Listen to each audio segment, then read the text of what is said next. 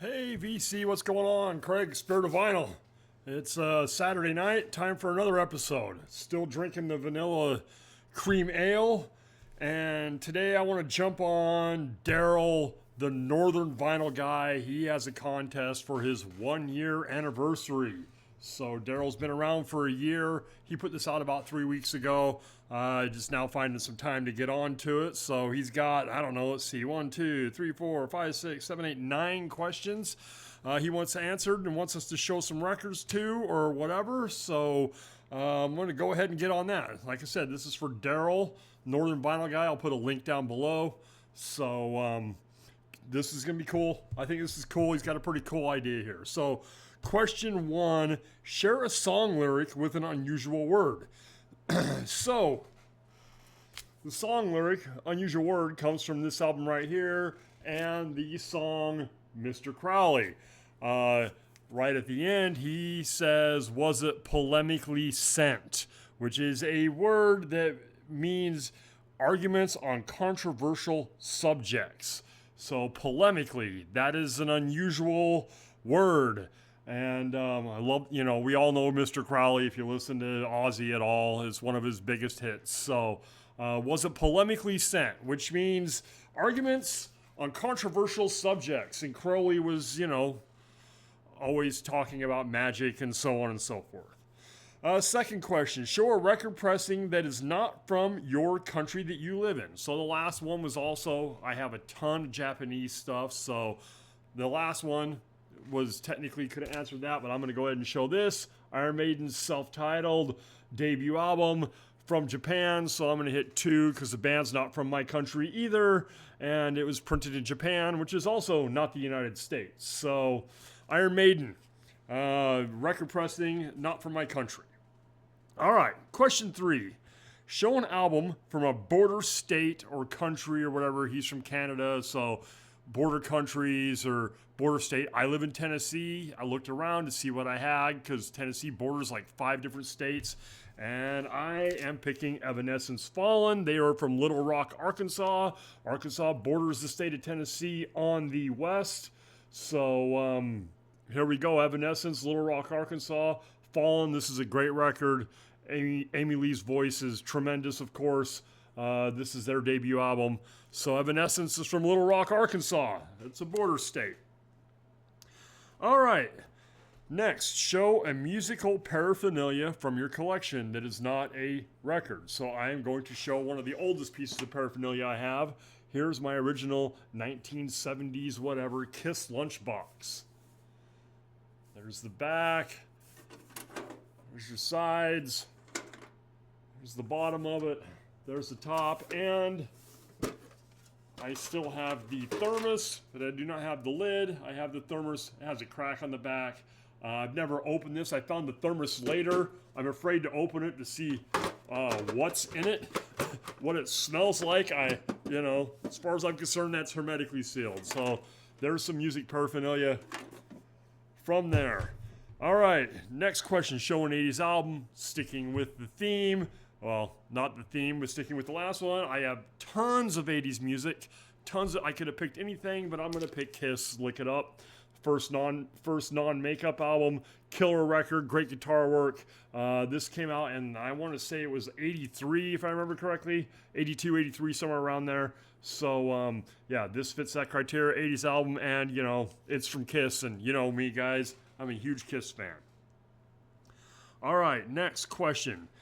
Discuss a struggle you have with collecting vinyl.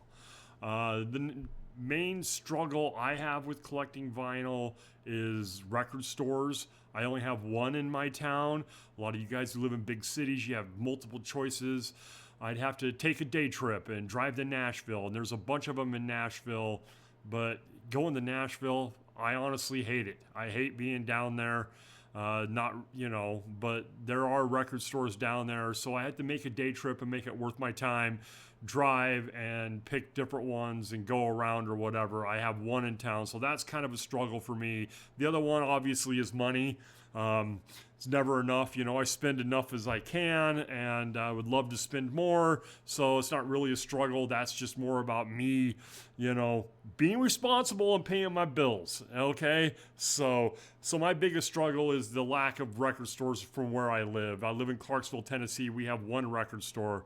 When I first moved here, we had two. The one guy had been in business forever and ever and sold out and sold his stuff and left. So I've got one that I can go to on a daily basis or whatever. Not a daily basis due to money.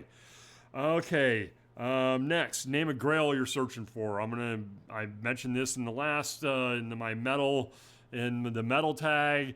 Same thing, Nevermore, Dead Heart in a Dead World. That is really the only grail I have that's, when it comes to grails, stuff that's hard to find or way too expensive, you can find it, but you don't want to spend the $300 or whatever it is for it. So that's mine, is Nevermore's Dead Heart in a Dead World. All right. Now, the next question, show an album people would be surprised you owned. So I have lots of stuff that doesn't fit my musical taste or genre, but I'm picking this one because this is one I think you guys might be surprised I owned, and the fact that I went and searched it out because I wanted it due to something that it reminded me of when I was younger, and that is Prince's 1999. I had this album, original press, when I was like 11 years old, 12 years old, whenever it came out, and I loved it. I just loved the music to it. It was before I was into metal, and so when I started collecting records, I went out and searched this out and bought it to try to replace that, because I have no idea what happened to my OG copy of that. I wish I still had it. This is one of a newer pressing here, clear with white splatter. It's a double. It's on a double. My OG was, of course, not double. It was on black vinyl and all that. And so this is something that I think people might be surprised, who know me and know my musical taste, that I would pop this on and love to listen to this every so often. And the final question is to shout out a non-VC YouTube channel. I can't really do that because I only use YouTube to talk to you guys and to watch you guys. I don't really use it for anything else. Maybe some music videos every once in a while. I don't really watch YouTube for my other interests. I listen to lots of podcasts when I'm at work, driving around, because I drive all day long. So, and I have a hard enough time keeping up with the VC to be watching other things on YouTube, because my other interests, I love conspiracy theories and, that type of thing, some politics and so on. And I get enough of that by listening to podcasting, and there's true crime and everything else. So I guess if I had to pick a YouTube channel that's also on YouTube that I also listen to as a podcast, Scared to Death is a good one. It's Dan Cummings, he's a stand-up comedian. Him and his wife do kind of a fiction, scary horror type thing called Scared to Death. That one's kind of fun to watch. Me and my wife do enjoy that. On occasion, we sit out in the living room and watch that on YouTube because she's a really big fan of that show. So I guess I can say that one. Non-VC YouTube channel, look up Scared to Death with Dan Cummings if you're interested in some, spooky stories sent in by viewers. So, and that's the entire thing. I want to thank all you guys for watching. I want to thank Darryl and congratulate Darryl from Northern Vinyl Guy for his 1 year in the VC. He's doing very well, and he's a really cool guy to watch, and he's kind of fun to, and he's got this cool thing going on. So congratulations, Darryl. I appreciate you putting this out there. Thank you all for watching. Good luck to everybody else who's entering Darryl's contest. Honestly, I hope you don't win. I hope I win. I can use whatever it is. I don't even care, Darryl. I don't care what it is. If I win, I'll take it.